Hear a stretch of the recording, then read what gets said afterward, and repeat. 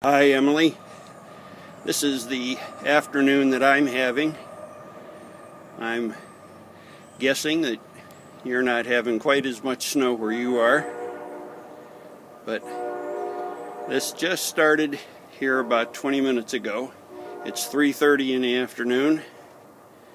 Temperature just dropped or crossed 32 degrees, and I just got in from Sebring from Alliance. And it was messy. So I had to go to Lowe's and to Walmart, and I left there fast enough that I didn't get all tied up in the 4 o'clock traffic. So anyhow, enjoy your day. I know I'm enjoying mine. Bye-bye.